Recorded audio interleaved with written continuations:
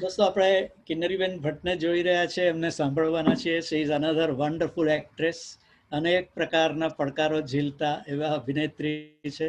અમે બેઝિકલી તો બહુ બધા વર્ષોના કલીગ છીએ. અમે LICમાં એક સાથે રહ્યા ખૂબ બધા વર્ષો, ત્યાં પણ અમે પ્રવૃત્તિ કરી.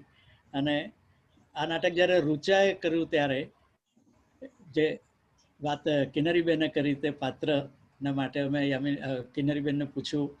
એ ખૂબ વ્યસ્ત રહેતા હતા. અમારા કેટલાય શોઝ એવા થયા હતા કે જ્યારે અમારા શોની ડેટ હોય ત્યારે બેની પણ બીજા નાટકની તારીખ હોય, એવું પણ બનતું હતું.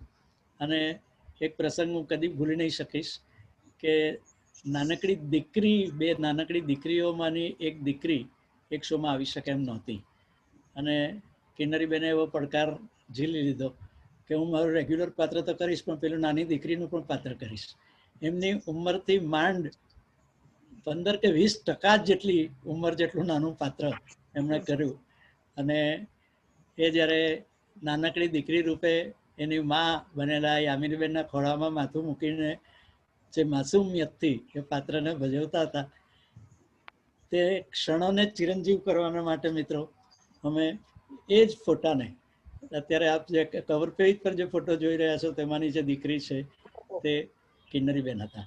સો an actress can do anything. અને નાટક મેં શરૂઆતમાં કહ્યું તે પ્રમાણે અમને ઘણું બધું શીખવે છે. અનેક વિપરીત સંજોગોમાં પણ કેવી રીતે બહાર આવવાનું તે.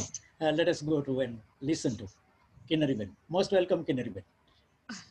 નરેશભાઈ, આજ મારે મારી વાતમાં શરૂઆતમાં આજ કેવું હતું કે મેં 50 વર્ષની ઉંમરે 16 વર્ષની છોકરીનું આમાં પાત્ર કરેલું.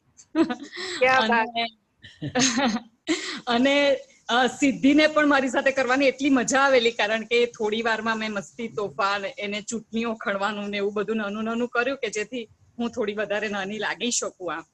અને ડ્રેસિંગ ને એનાથી આપણે કરેલું. પણ અત્યારે હું જયારે સૌથી પહેલા તો હું પ્રજ્ઞાબેનને જન્મદિવસ નિમિત્તે પ્રણામ કરું છું. અને મને આજે યામિનીબેનની એ કવિતા આમ પણ મારી ખૂબ ગમે. મને યામિનીબેન ખૂબ ગમે અને હું એટલા માટે એમને કહું. પણ મને ખાતરી છે કે આજે દરેકને સાંભળતી વખતે પ્રજ્ઞાબેનને એમ થતું હશે કે તું મને એટલી બધી ગમે કે દુનિયા મૂકું એક તરફ તો તારું પલડું નમે. મન થાય છે ને તમને બોલવાનું? ખરેખર આ કવિતા પણ મને બહુ ગમે. અને આજે મને પ્રજ્ઞાબેનની ના હૃદયમાં જે થતું હશે ને એ હું અનુભવું છું. કારણ કે આપણે વાતો કરીએ છીએ માની, એક સ્ત્રીની. વારિસ ડીરી મેં વાંચીને અને થોડા જ વખત પછી આ પાત્ર એટલે આ વાર્તાની હું એક ભાગ બની. આમ બી ફૂલ તરીકે મને પારિજાત ખૂબ ગમે. હું મારા દેવસ્થાનમાં પારિજાતના ફૂલોથી જ્યારે પૂજા કરું તો સાંજ સુધી એ મારું મંદિર મહેકે. એટલે પારિજાત ફૂલ તરીકે બીજી રીતે વાતો કરીએ તો બી પારિજાત મને બહુ ગમે. અને યામિનીબેનની વાતો કરું આજે, આપણી આ ખાસ કરીને નાટકની વાતો તો ખૂબ થઈ એની વાતો.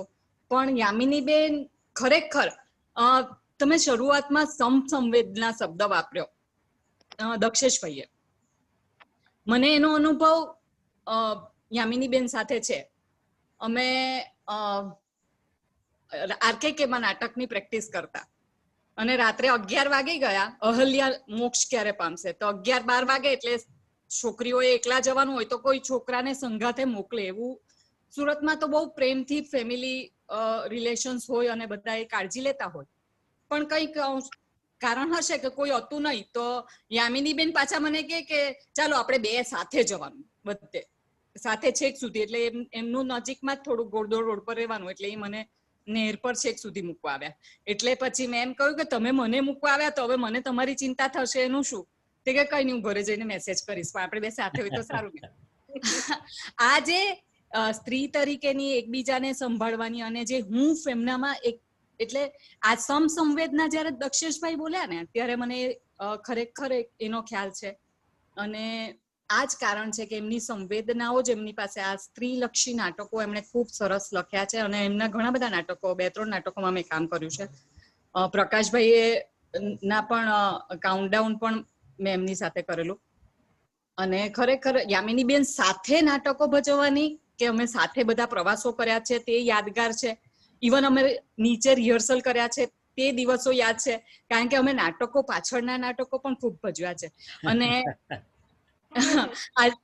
આજે પેલો દિવસ યાદ આવે છે, બાય ચાન્સ મારી ઘરે પ્રજ્ઞાબેનને આવવાનો ટાવ. રાઈટ, મને પણ એ જ દિવસ યાદ આવ્યો. પપ્પા મમ્મીની છેલ્લી વિઝિટ સુરતની. નૈનાક્ષીબેન મમ્મી પપ્પા. હા, નૈનાક્ષીબેન પણ હતા. નૈનાક્ષીબેન માસીની બર્થડે હતી અને એ લોકો અહીંયા મારી ઘરે આવેલા, અને બીજે દિવસે આપણે સરોજ પાઠકનું ભજવવાનું હતું. એટલે એ દિવસ પણ મને યાદ આવે છે. યામિનીબેન ખૂબ ખૂબ અભિનંદન, અને ખૂબ જ અને નરેશભાઈ, તમારી પાસેથી કોકો નાટકનો ABCD નો એ હું શીખી છું. હમણાં જ મેં યાદ કરેલું કે ઓફિસ અવર્સ પતે એટલે સીધું સ્પોર્ટ્સ રૂમમાં જવું અને ત્યાં મેં નાટકો કરેલા. મને અત્યારે નથી ખબર કે હું કરતી હતી ત્યારે, છોકરાઓને બી મેનેજરને બહુ જ મજા આવી, અને ત્યાંથી શરૂઆત નરેશભાઈ તમારી પાસે શીખી છું. અને યામિનીબેન સાથે ની સફર તો ખૂબ સારી, અને હજુ બી કરતા જ રહીશું. મને ઘણીવાર વિચાર આવે કે યામિનીબેન તમે કેવી રીતે કરો છો, પણ યુ આર ડુઈંગ નાઇસ, તમે બહુ જ ફાઇન કરો છો. અને તમારા નાટકો, તમારી સંવેદનાઓ, કવિતાઓ તમારી મને બહુ જ હૃદયસ્પર્શી લાગે છે. થેન્ક યુ વેરી મચ, અને ઓલ ધ બેસ્ટ. પુસ્તક ઉપર પુસ્તકનો પહેલું પાન ઉપર મારું ચિત્ર એટલે કે મારો ફોટો એ મારા માટે ગૌરવની લાગણી છે. ખૂબ ખૂબ આભાર. Thank you very much. એ પણ નાની દીકરી.